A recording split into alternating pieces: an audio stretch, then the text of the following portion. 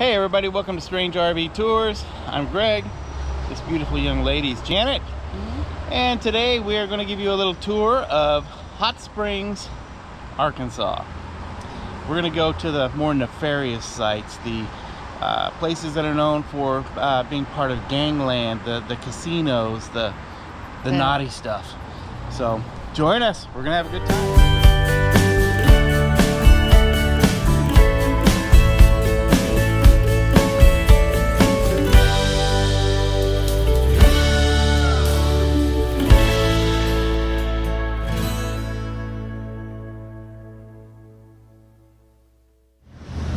Mr. Al Capone.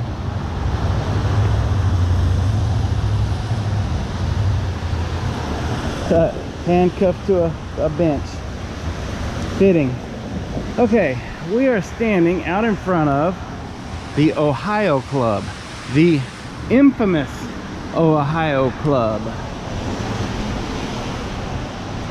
This club, it was a drinking establishment. It used to be a gambling establishment back in the day. It was mobster run. And let's see, some of the famous people that have come in here to enjoy gambling and drink include Al Capone, Lucky Luciano, Bugsy Siegal, Owen Madden. Some of the people who have performed here include Mae West, Mae West, Tony Bennett, Sammy Davis Jr. Babe Ruth was a regular patron here during the days when they had spring training here in Hot Springs. And very, very cool place. In fact, it is said that Bugsy Siegal supposedly learned the gambling business here at the Ohio Club before he ended up building the famous Flamingo Hotel and Casino in Las Vegas. So it's a very, very infamous place. During Prohibition, we'll go in a couple minutes, but during Prohibition, when they outlawed alcohol, they changed the name of the Ohio Club to the Ohio Store. And they put in a false wall about 6 feet inside the building, which I'll show you. We'll try to find the holes in the floor where the wall used to stand. And you had to give it a secret password to get beyond the wall. But beyond the wall, upstairs, was a gambling den, and downstairs was a bar. And this place finally shut down as far as gambling in 1967 or 1968 was finally when the final bust came, and they ended up clearing everything out, and now it is just a drinking establishment. But it's very famous. They have a very famous bar back that was actually originally in a bar in Cincinnati. It was so big that they had to, when they brought it here, they had to build a custom train car to carry it on. And it is magnificent. It's mahogany. It has some maidens carved in it, 3 horse heads carved in it, and it is original. They literally had to take the front portion of this building off in order to fit it through the door. So, let's see if we can go inside and take a look at this place. Yeah. Get out of the rain. Yeah.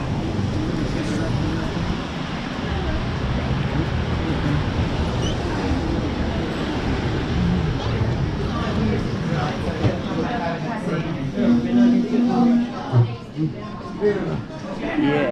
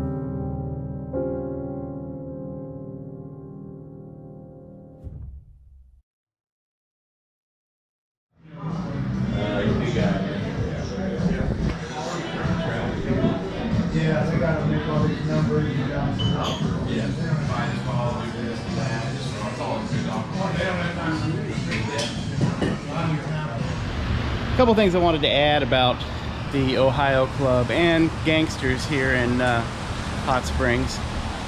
Apparently, this was considered a no-kill zone for the Gangsters when they were visiting Hot Springs. They were here for rest and relaxation. Al Capone, people like Lucky Luciano, all of the big-time mobsters.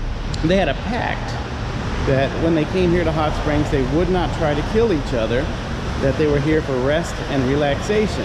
So when they were here, they were ordinary tourists. They were here to have a good time. We've heard that they were fun-loving, good tippers, that they had a good sense of humor. In fact, they came here for years. But also the Ohio Club here behind us that we just went inside had a wire service where they could get the results of the horse races instantaneously. So that helped them in their gambling business. When the hotel, or when the bar was renovated several years ago, they found the original wire service in the walls and in the ceiling, so it's kind of cool. But this was a real prohibition house, so pretty cool. Okay, we are standing out here in front of a very infamous location. This is the Arlington Hotel. This was where Al Capone would stay when he was in town. It's also, to this day, it is the largest hotel in the state of Arkansas. It's massive, huge place. And we're gonna see if by chance we can get up there and see Al Capone's room.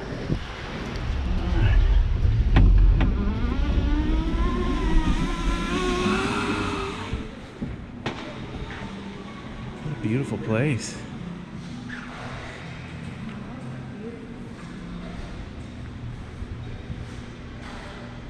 This is gorgeous. Inside of the Arlington Hotel. This fourth floor, Al Capone would rent the entire floor out for his entourage and himself.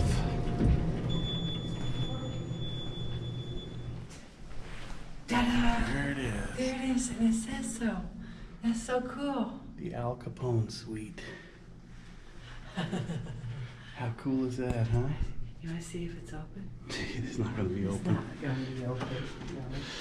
Somebody's going to come out of there yelling. Yeah, see there. Wow.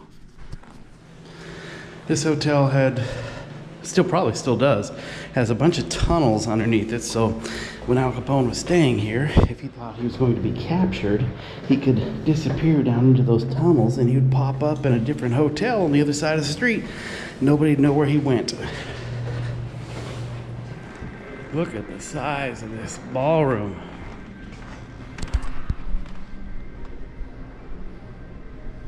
It's gorgeous. You don't see craft work done like this now. Wow. This is like The Shining. Yeah. If I see two little girls in the hallway, I'm running. This building right here that we're standing in front of used to be the Southern Club, which was another gangster hangout here in Hot Springs. At one time, it was owned by Owen the Killer Madden, a notorious gangster. He also owned the Stork Club in New York, and he owned the Cotton Club. And he moved here to Hot Springs. Later in his life. He settled down here and spent the remainder of his life, I believe, here in Hot Springs.